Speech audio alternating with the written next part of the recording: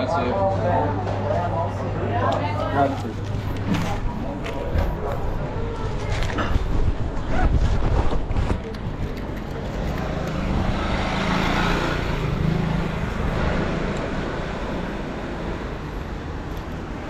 What's poppin', people? It's Dante.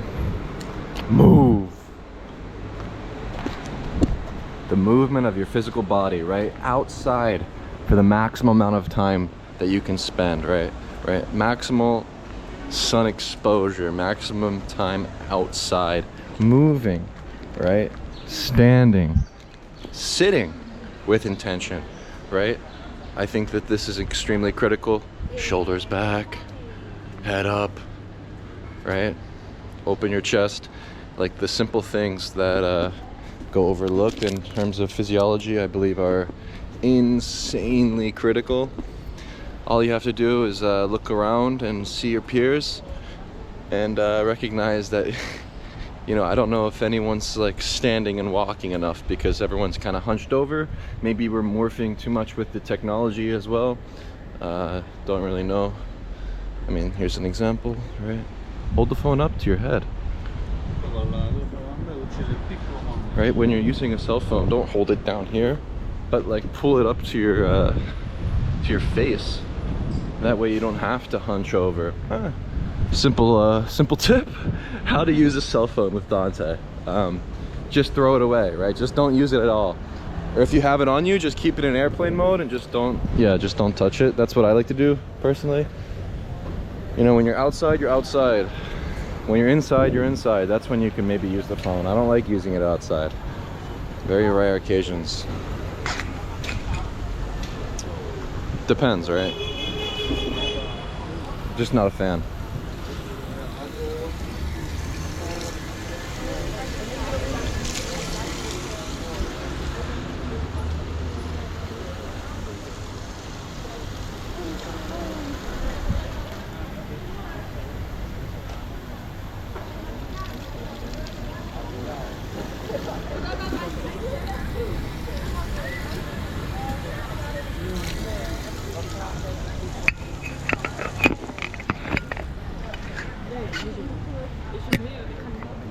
So,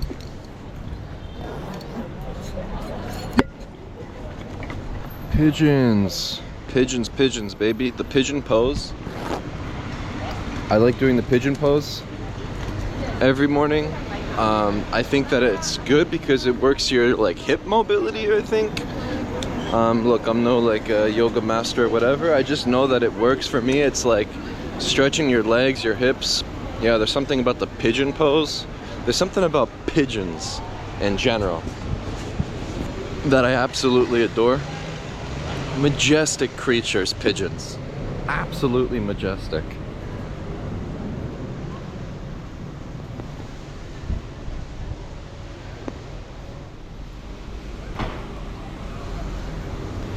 You know, I believe that this temple is so beautiful because of the artists that sort of felt this calling, this need to make and portray beautiful works of art depicting these biblical stories. And you know, it's interesting when you consider Genesis, right, the first book, the oldest book, and when you go back to Adam and Eve and the birth of humanity in the garden, it kind of makes sense. You know, are we all just one family? Is the human race just one family tree, right? When we took the fruit from the tree of knowledge, what happened there? Perhaps we are all related, right? I mean, it only makes sense when I think back to our ancestors and thinking in terms of generations, right? The fact that, you know, it doesn't even have to be like a religious or like biblical story. I mean, I don't know. I think the thing with the biblical stories are that they're all sort of archetypical. They're archetypes. Like, I feel like they, are thousands of years old. They were passed down like orally, then to written word. I think there's something there to consider. But, you know, who am I to say? more though I think about God, it's actually kind of scary. It's like I kind of understand the ideology behind like the fear of God. Like when people say that, like, oh, I fear God, like I've been saying that, and I feel like I kind of get it now. It's like, imagine there is a God, then who the hell are you, right? If there is a God and he's actually judging your every move, and there is a judgment day, and there is this eternal paradise, it can be a scary thought to consider. It can either be liberating or extremely scary, and that's why I believe that the fear of God, yeah, maybe that's the name. The name of Israel translates to what? Wrestling with God, Israel. Here we go to the butcher. The interesting thing I like to consider is ancient Rome, ancient Greece, and the way they used cattle and oxen as currency. When you look at the word capital, which just means money, wealth, in Latin, capitalist means like the head of the cattle. So quite literally, all man needs to spend money on is meat, right? This is wealth, this is capital.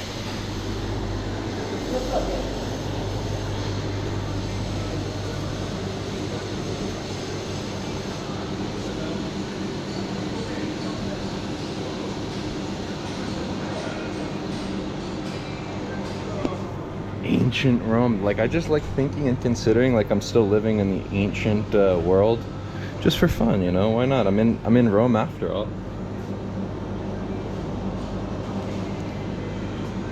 What should I get? I think that I got this yesterday. Practice confrontation too, like when you go to a coffee shop, you go to a butcher, just like, you know, smile, talk with people. Ciao, buongiorno.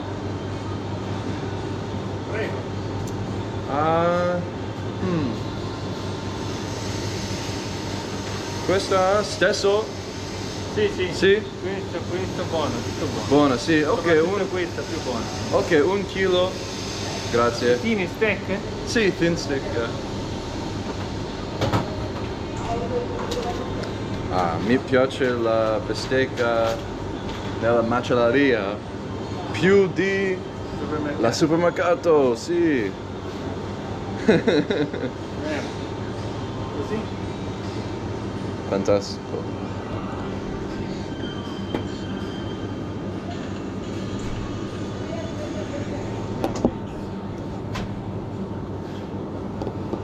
Oh, un mezzo chilo per questo, sì. Bene.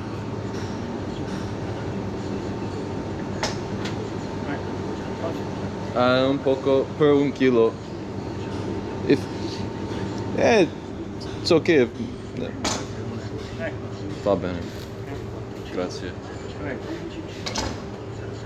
Almeno 1 chilo per me. Sì. almeno, almeno. Pensare 2, 3. Sì. Qualche volta 1,5 chilo.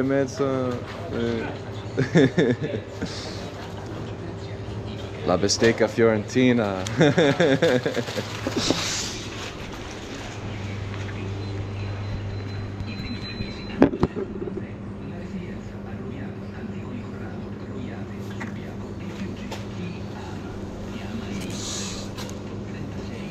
Carta?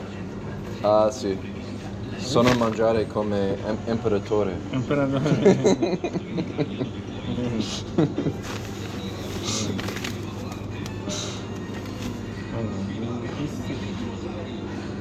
Ecco.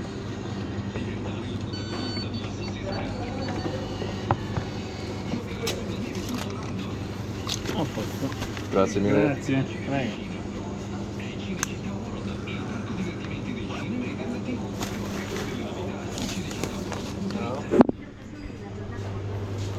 E domani aperto? Sì. Grazie.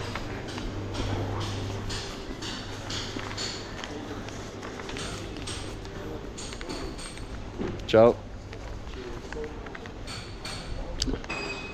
You know, just smile at people, make jokes, say hi. I think that confrontation, right? When you hear the word confrontation, you think of aggression, you think of like you know, combating. Like you take a picture of someone, they get mad at you, and you confront them. No, I have the right to take a picture. It has nothing to do with that. And by the way, when you do somebody does confront you on the streets, you kill them with kindness, and you actually just you know, oh, I'm just you know, I'm making pictures, you know, you look nice, whatever. Like you wind up having good bedside manners if you get confronted.